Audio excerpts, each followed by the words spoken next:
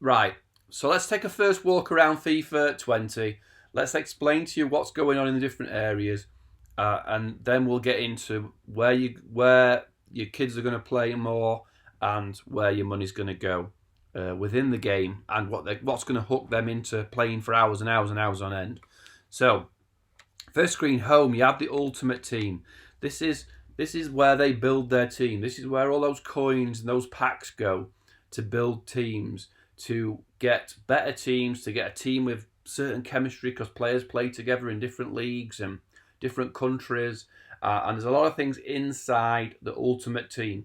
And we're going to concentrate a lot on the Ultimate Team because this is where money and hours will go on this game. Volta is like a new indoor FUT skills sort of little free-a-side game thing that people play. I'm not sure how many people are going to play it. And then there's just information up here on Ultimate Team, new players that are now ones to watch. And you get people, build your team, play matches. This is FIFA again. Team of the Week.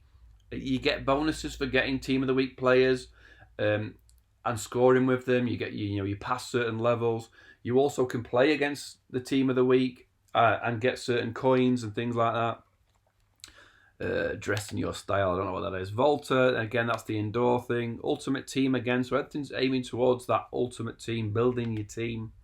Wants to watch, same thing, Team of the Week. And need help, read some articles and play Volta as the internal again. So if we go to play, again, it's going to be indoor. You can do quick games. Your career is there, so you can do career mode. I'm not sure the management mode is there. You can do a quick Champions League game. So these things won't cost you money. I don't think career will cost you too much money. You can do practices, you can do tournaments, and you can play games all outside of the place where it's going to cost coins, where it's going to cost money. So just playing a Champions League as Tottenham or Liverpool or Man City or whoever you want to be isn't going to cost you money because you can just play the game, right? Obviously, when we go online, people can do seasons where this is outside of the FUT challenge, the FIFA Ultimate Team, where people can just play as their favourite team and play in seasons. Again, I'm not sure, but I don't think seasons and things like that will cost you money. They're not. You're a team that's already existing.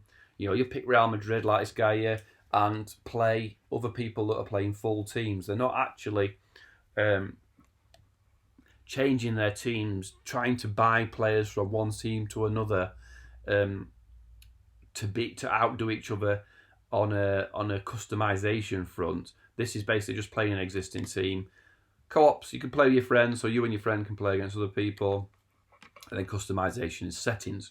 So the one thing, and the thing that is going to be huge for everybody, or nearly everybody who plays FIFA, is the Ultimate Team. This is when you see FUT, FIFA Ultimate Team. Right, when we go into FIFA Ultimate Team,